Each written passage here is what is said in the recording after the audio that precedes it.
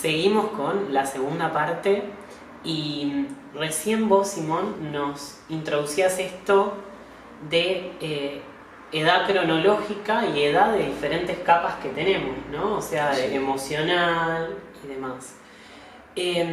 Pero también nos hablabas en el bloque anterior de dos conceptos que distinguís muy bien y que son el curar y el sanar.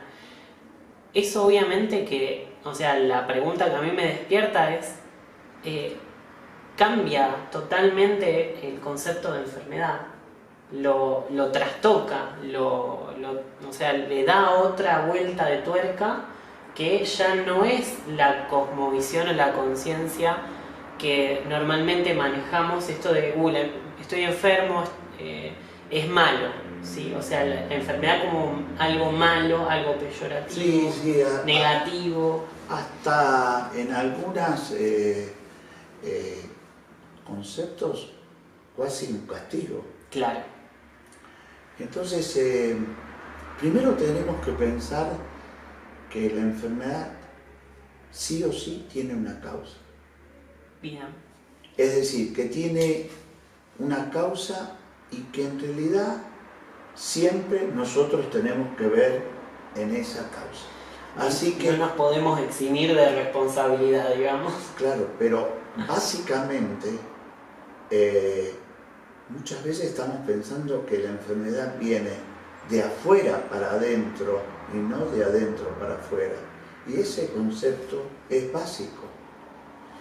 ¿En cuántas consultas, ya no en este tiempo, se dice la palabra virus? Esto es un virus, esto es... Y no, el profesional dice qué le está pasando a ese ser para que se active este desarreglo que yo indicaba en la primera parte, este desacomodamiento del sistema de alerta del organismo que va a generar una desarmonía en todo nuestro sistema. Les cuento que hace pocos años aparece una nueva disciplina dentro de la medicina que se llama psiconeuroinmunoendocrinología, que es lo más cercano a lo que intento hacer en el consultorio. ¿Qué quiere decir esto? Que cualquier situación emocional que nos demos cuenta o no nos demos cuenta, este es otro problema, claro, que muchas veces la situación ocurre, pero nosotros estamos en un nivel de tanta ansiedad que no podemos darnos cuenta de lo que está pasando, porque nosotros estamos siendo atrapados por el tigre, siendo comidos por nuestra ansiedad y no podemos determinar. Necesitamos primero salir de esa situación de estrés primario, por decirlo de una manera, para después arremeter la solución. Bien. Ahora, habíamos dado el concepto, porque voy a ir al concepto tuyo, Seba, pero hay otro concepto que te va a interesar también. Es decir, porque cuando uno está en la facultad, pareciera que la enfermedad aparece y el que la hace desaparecer supuestamente puede ser un médico. Claro. Y lo que hace en un 90% o más es lo que habíamos hablado, que era curar, que es tapar la situación. No estamos desvalorizando esa situación, pero quiero decir que no estamos sacándole el provecho necesario al cambio que tenemos realizado. Ahora, después nos preguntaremos qué resistencias, qué impedimentos tenemos todos nosotros, los humanos, a generar un cambio. Volvamos otra vez a este concepto, es decir, lo que llamo el beneficio falso de la enfermedad. A ver. Es decir, el concepto es que toda enfermedad tiene sentido. Bien. El problema después es descubrir ese ese sentido. Claro. Es decir, porque me está doliendo la rodilla derecha y no me duele la rodilla izquierda. Claro. Porque cada vez que hablo con Juanita me duele la cabeza y tengo migraña. Bueno, me tomo X analgésico, pero después vuelvo y otra vez me sigue doliendo. Entonces, pero hay un mensaje, hay un lenguaje del cuerpo que encima lleva intrínseco una inteligencia que el propio cuerpo tiene para generar una ayuda a nuestro cambio, a nuestro crecimiento emocional. La respuesta es sí. Vos dirás, pero Simón, es un poquito complicado desde adentro, desde uno mismo. Muchas veces necesitamos un facilitador. Mirá que dije la palabra un facilitador y no un experto. Si se puede ser un experto, un facilitador, se entiende la diferencia. Un experto sería una persona que tiene buenos conocimientos y buena experiencia. Y un facilitador puede ser cualquier otra persona que casi puede ver desde afuera la situación que uno está viviendo en el adentro de uno. Claro. Y se da cuenta de... Se da cuenta de algo y la otra persona abre la puerta de su negación y empieza esa etapa de querer ver lo que le está pasando. Claro. En ese ver está la enfermedad que puede traer la evolución de la persona. De hecho, una persona que pudo trascender una enfermedad como algún tipo de cáncer, es una persona sí o sí que ha producido un cambio en su vida. Es decir, una visión distinta a la que tenía. Demos un ejemplo, ¿te parece? Dale. El cáncer más típico de la mujer es el tumor de mama. Claro. El tumor de mama, más allá de distintas opiniones, es producido por un conflicto de separación. ¿Por qué? Preguntarán. Muy sencillo. Debemos saber qué función cumple biológica el órgano que corresponde. En este caso, la mama produce el calostro, es la leche para amamantar la cría. Y la mama es el órgano de por sí de la protección. Claro. Y de la nutrición. Y de la nutrición. Bien. Y entonces hasta del amor, si en algún sentido simbólico se quiere ver. Total. Cuando la persona se siente separada, como que de un hijo o de la persona que ella sobreprotegía o protegía, va a producir un conflicto de como yo para qué estoy acá. Dolorosamente, muchas veces esto se hace en forma inconsciente. Sí. Es decir, aparece un hijo en estos tiempos y dice, bueno, mira, quiero irme a vivir a Australia. Y la madre no puede decir nada, no va a cortar las posibilidades del hijo y vive un dolor interior, es un dolor emocional, claro, es un dolor espiritual, pero es un dolor físico. Es decir, que va a ir a un área específica que corresponde en este caso al área de la mama. Es decir, debemos saber que cada órgano tiene una correspondencia específica en un área del cerebro. ¿Qué quiere decir? Que podemos mirar en una tomografía esa área que corresponde y va a producir un efectito muy especial que Hammer lo describió con mucha claridad y que a veces a la medicina le cuesta. Y ese manchita que se produce en el cerebro va a ir a la mama y va a generar una reacción. En este caso es un crecimiento celular que lo vamos a ver, pero ¿es un tumor? Sí, es un tumor, pero está mostrando algo. Claro. Es decir, está mostrando una exageración en una reacción emocional. La respuesta es sí. Claro. Si la persona hace una transformación, lo que veníamos en el concepto de sanación, hace una verdadera sanación, hace un cambio, hace un crecimiento, la persona se va a sentir mejor. O sea, estás describiendo como un proceso, como así en el entre de lo que estás diciendo. O sea, hay un contexto que está habitando la persona y hay un sentir, hay un cómo está viviendo la persona ese contexto, ¿sí?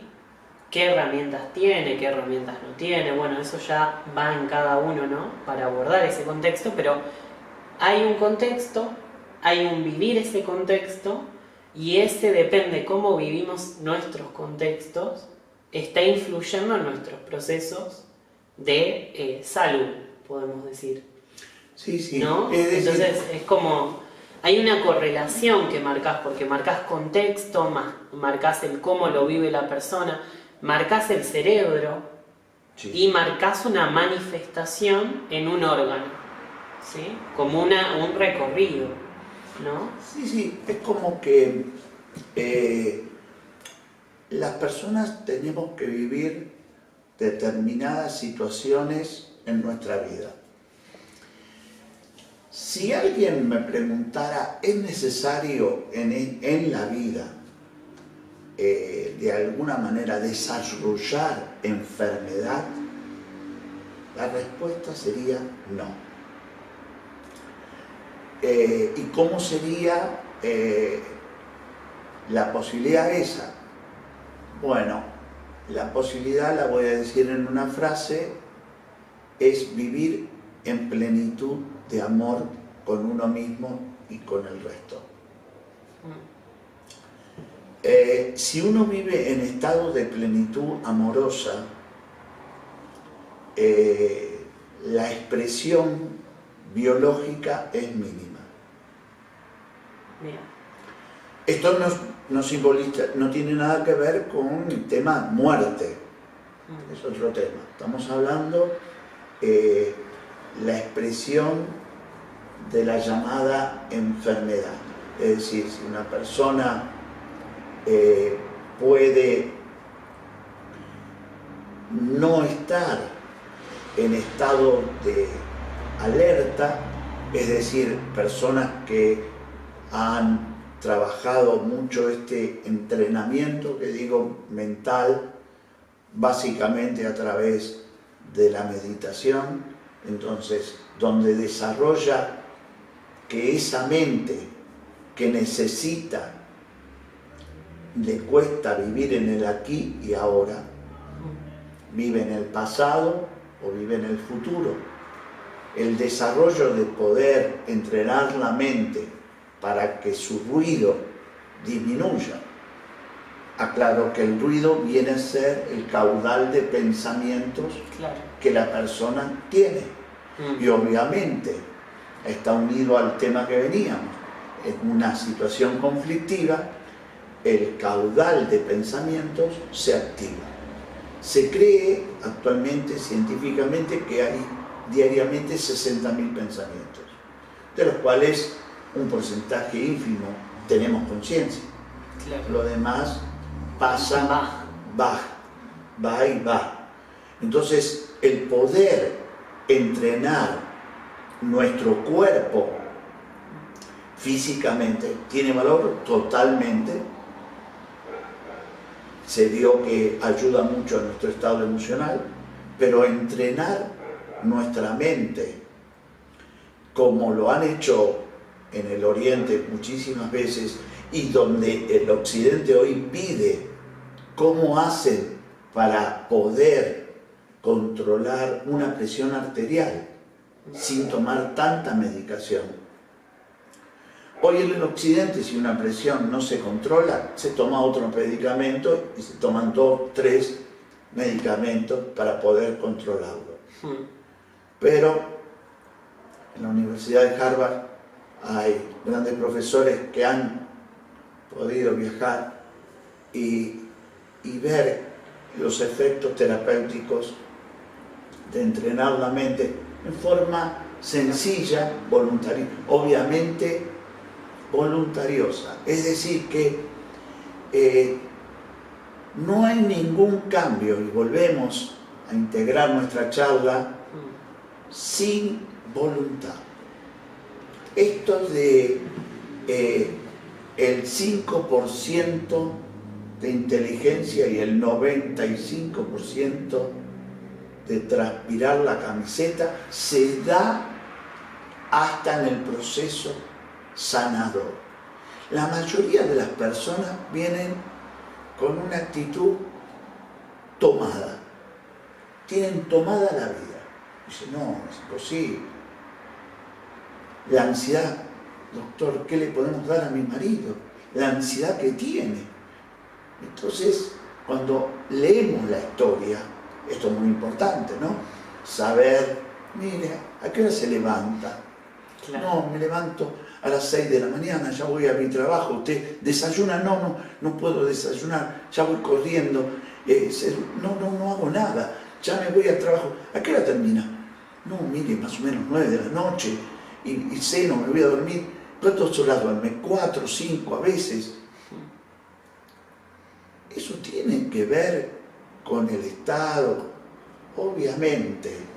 Cuando uno quiere sanar, tiene que salir de una zona de confort. Por ejemplo, en una charla, 100 personas, ¿cuántos les gusta el trabajo que tienen? Sí.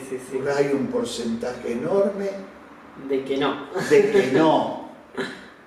No quieren salir de la zona de confort. Estoy cansado de no quiero salir. Y ahí hay una enfermedad encubierta.